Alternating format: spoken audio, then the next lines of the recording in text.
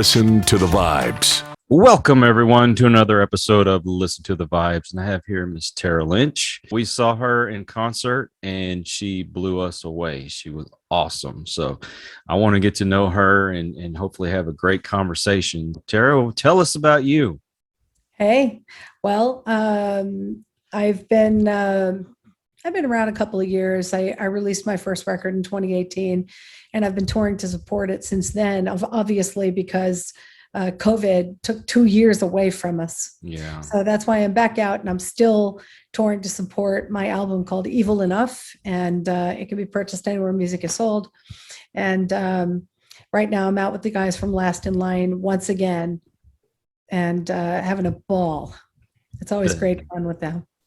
That concert was awesome from the start to finish. I mean, we actually got there just about the time the first band was ending.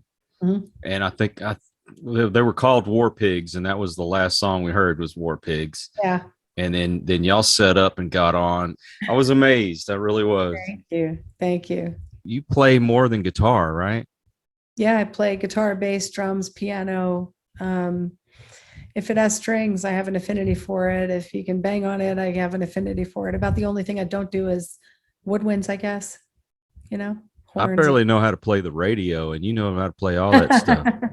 I'm self-taught at everything. I haven't had any formal lessons or anything like that. I only studied with my peers once I was already accomplished at the instruments. Then I decided to, study a little bit with people like Steve Vai and Chad Smith and people like that on the various instruments, for the fun and for the enjoyment, and to just, sort of pick their brains about, the ins and outs of the business and the instrument itself and their approach to things. Everybody's got their own approach. So learned a lot there, but, already was fluidly playing the instruments. I started when I was a kid, about 10 years old. I was going after my brother's guitar, and he threatened to kill me if I touched him, because he's about 5.5 years older than I am. So I was the little kid, and he didn't want me near them. He thought, if I touched it, it would like disappear, like the Marvel Comics people, like disintegrate. But by the time I was about 11, he caught me with the guitar. And instead of killing me, he was so shocked at what he was hearing. He said, "Well, that's yours now," and went and got himself another one. He just left it with me. So I've never put it down since. And there it began. Later on, I picked up bass just because I was wanting to try something else. And I already played 6 strings, why not 4? And then picked up drums as well, because I've always just loved percussions. It's just natural for me, I guess. I kind of breathe music. It's just natural. The only person I can say that really has blown me away seeing them play live was Steve Vai. Steve's a wonderful human being. I mean, it's just like he could pick up a guitar and make it do whatever he wants to. Oh yeah. Absolutely. He's one of my heroes and a friend. Proud to call him friend, but absolutely one of my heroes. He's a great influence. Absolutely. Guys like Steve Vai, Vinnie Moore, Michael Schenker, Roth, Richie Blackmore, all these guys are just Tony MacAlpine, all of them magnificent players. And my God, I had to play too. Wow. I was like, I want to do that. Steve Vai, I guess I like him so much because he played with Frank Zappa, and Zappa's like my favorite. Yep, he did. And I mean, to keep up with Zappa, that guy could play. I don't know why he doesn't get mentioned in the top 10 guitar players. No, I'm so glad you said that. There are many players in the business that don't get mentioned that should. Guys like Mark Knopfler, guys Lindsey Buckingham. Hello. Oh my God. I don't know why these guys don't get mentioned the same way that, basically the shred artists get mentioned. But you know what, those lists, it's kind of a popularity thing at the time, whatever's vibing at the time in the guitar world or whatever. And they put people on the list that really shouldn't be there, that are really great at their 3 chords. But, so, I mean, I don't put a lot of stock in those things, quite frankly. Yeah. You know, but there are a lot of players like that. Nancy Wilson from Heart, that woman is phenomenal. She is so skillful and so beautiful in her delivery. Her playing is gorgeous, and she gets mentioned never. So I mean, but then you hear about Joan Jett. Okay, well, she's a very good basic rock player, Mm-hmm. but I wouldn't say that there's any virtuosity going on there. But just listen to Nancy Wilson hold a note. Oh my God, one note can tell a whole story. You know who really surprised me when I saw him live Who's was that? Rick Derringer. Oh yeah, He Rick got up. Derringer, phenomenal. He got up and he just named off somebody, like he says, "Oh, y'all like Jimi Hendrix?" And he started playing Jimi Hendrix just like Jimi Hendrix. And he goes, "Oh, well, Oh you yeah, like Eddie Van Halen?" And he started playing Eddie Van Halen. You like this? And absolutely. it just switched. Yeah, but And there's a reason why. First of all, he was an extraordinary player in his heyday, and Mhm, don't forget he was there before a lot of the guys you just mentioned. You know, exactly. so that's why he can do anything those guys that came after him can do. I mean, he was already that guy, but for some reason, again, very underrated in terms of being a guitar player and being heralded that way in the magazines and such. The things that Frank Zappa did, nobody did. Oh yeah, he was his own animal, and he created his own sound. Steve very much does the same thing. Steve Mhm. studied with Joe Satriani, and they both have such a unique delivery that is completely different from one another. But at the same time, one of the things that they do, like Zappa, was create new sounds that haven't been heard before. They're like masters of sound, Mhm. tone, expression. So that's what makes them stand out so much. And they're good songwriters. Can't take that from them. They're great. Living in Los Angeles as long as I have, and I was always involved with the entertainment industry. So you meet a lot of people Mhm. through a lot of, whether it's through friends or through charity functions or things like that. I've got quite the contact list. When I decided the time felt right to go professional with my music and write an album and record an album, just because I can play all those instruments doesn't make me an expert in those instruments. I'm an Mhm. expert at guitar. That's always been my main focus. I can just play the other ones, but I wouldn't call myself a drummer and go drum professionally. Right. So I drum well enough to impress people at a party and write my songs. So when all of these guys that I had on my record, when they get a song to learn, they're getting a finished demo that I've done, and I've played every instrument and sung every note. And so they get a song basically, and then they just hear it and then put their own special sauce on it.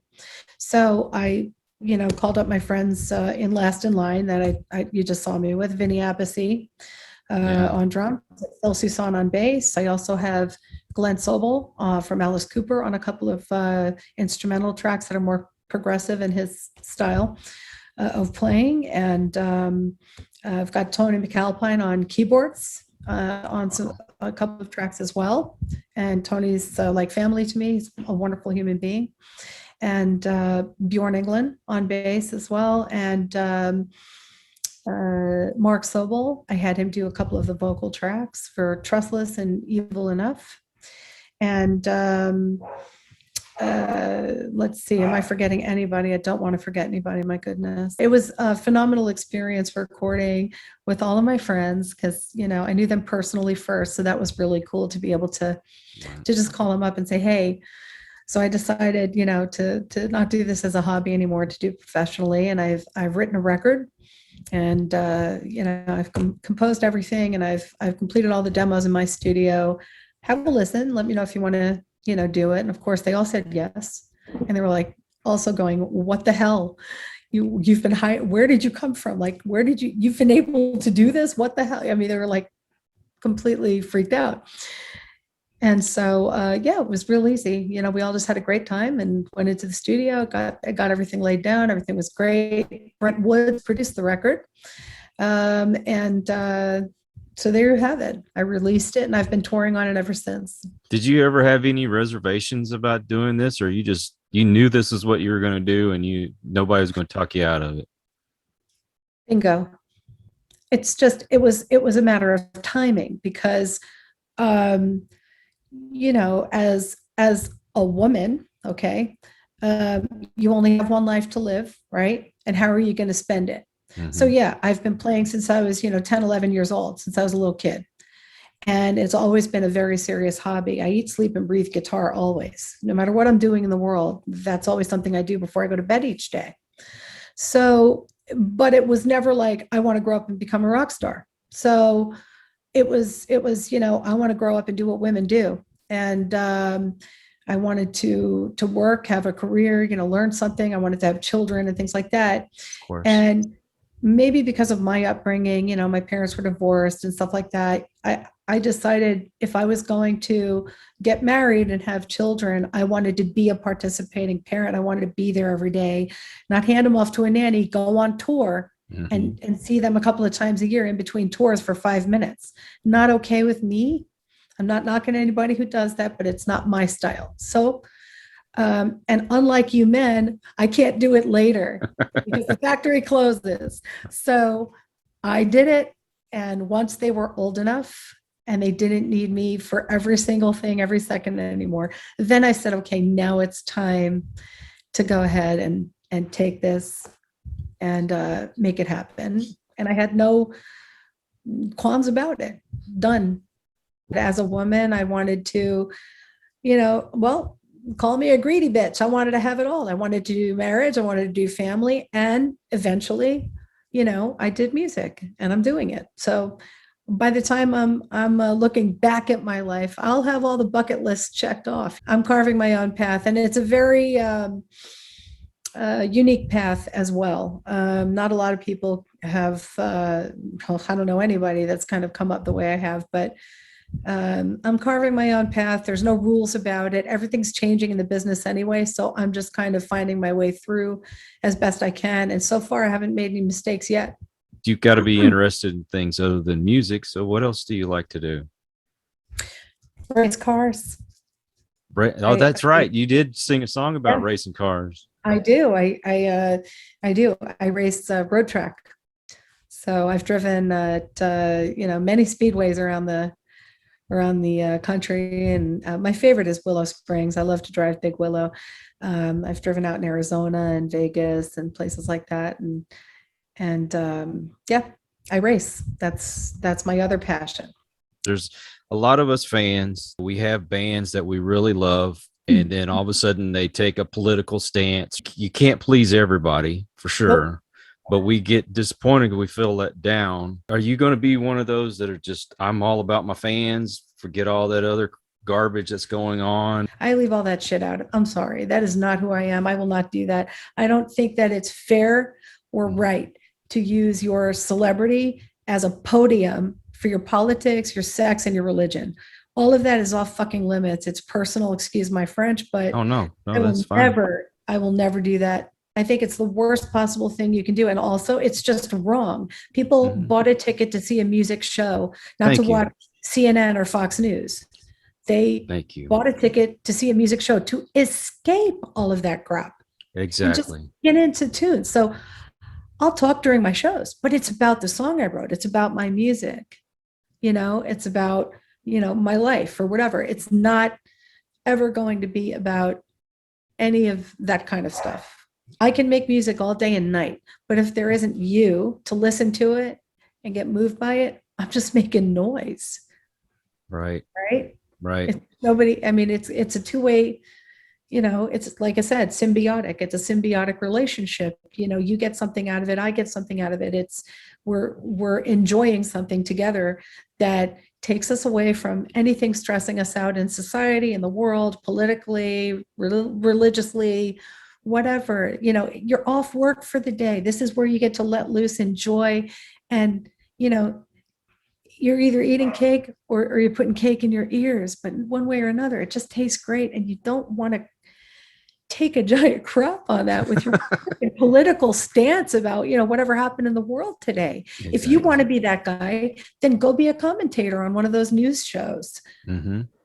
But leave it off the musical stage. I hate when they bring politics into music like that. Oh, It just drives me nuts. I think it's incredible. They think that just because that they work in a media where you're in front of people. So I'm on a stage in front of people playing my music, right? mm-hmm. Ron Perlman's in front of people through a camera lens, making his TV shows and movies and whatever. That doesn't mean that you have the authority to preach Mm-hmm. about your personal agreements or disagreements with what's going on in society. And I don't think that's it. Look, I've taught my sons the same thing. There's a time and there's a place for everything. Yep. Okay.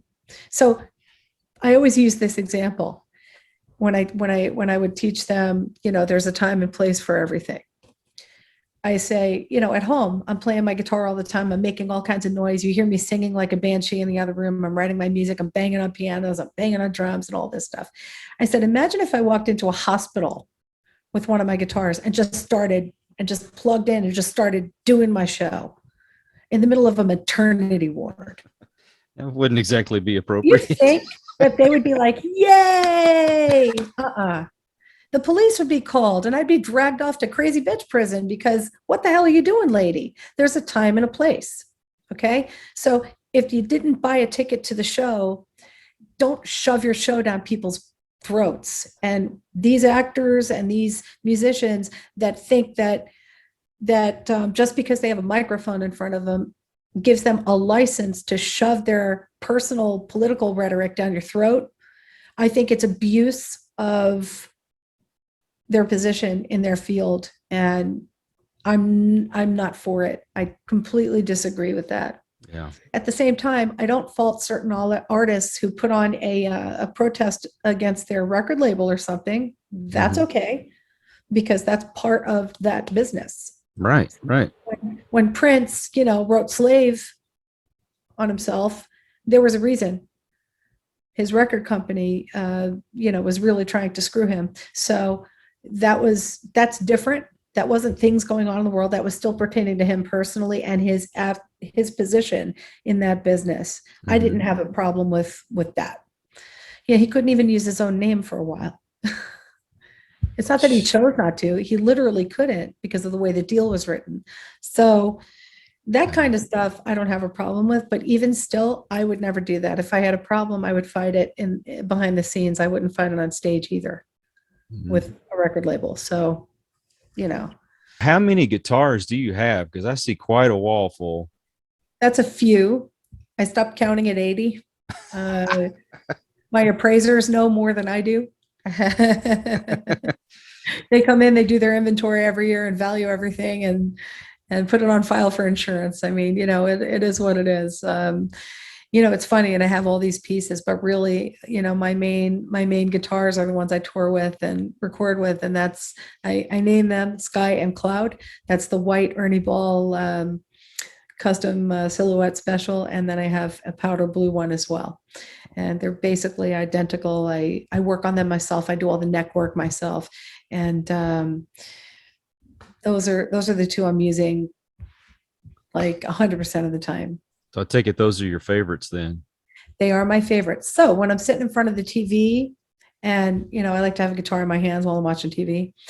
My husband, sweetheart, he'll come over and he'll bring just whatever off the walls. And that's when I'll play something else other than my favorite too in front of the TV. But when I'm working, it's all about those Ernie Ball silhouette specials. I love them. And you got your Marshall stack back there and everything. That's one of them. Yeah. That's one of them. We got a few stacks around here. We, a lot of stuff around here because, when you do it professionally and have a hobby as serious as I did prior to going pro, you amass a lot of stuff over the years. I just got back from tour and, so I've got like all kinds of gear everywhere. And my drums are back there and you can see my flight cases and, all kinds of stuff. And then I've got a garage full of stuff and stuff in the attic. It's everywhere. And you probably still have stuff you want to get too, huh? I mean, yeah. There's a few things I haven't plugged in yet, I must admit. I have a nice 50s Fender Telebass that I bought from Yngwie Malmsteen. No. Yep, he recorded a couple of his albums with it, and I have that one, and I've played like crazy with that thing. And yeah, no, I mean, I'm kind of a known collector too, so it's Norm's Rare that comes over and does the appraisal and the inventory and all that stuff, so yeah, if I wanted, I pretty much somehow. Yep. That's what I want. I will have it. I will get it. I may have to save up for it, but I get it eventually. People want to find you. How do they do so? TaraLynch.com. Also, just look up Tara Lynch on Spotify, Apple Music, Amazon Music, Pandora, Deezer, all the services. And on Facebook, there's the Tara Lynch official page, and Instagram, same thing, Tara Lynch official, and Twitter. There's a YouTube channel, also Tara Lynch official, and I try to keep it very easy. Wherever you go, just put in my name, and I'll pop up there. There might be other people with the same name, but you'll know it's me because I'm the one with the guitar. Right. Well, I'm going to put all those links in the description so people can click on it and go to it. And I wish you all the success in the world, honestly. Thank you so much. Appreciate it. We were really impressed. And my wife's like, you've got to get her on the show. You got to get her on the show. I said, well, I'll hobble over there the best I can. You did just fine. Thank you so much for your time. And you don't know how much it means to me. And I can say, I knew her when. Yay. But anyway, to everyone out there, if you are new to the channel, thank you for stopping by. Please subscribe. And for those of you who are regular, thank you for your support. It's because of you we do what we do. And so until the next one, everyone, please take care. Be kind to one another. God bless and peace.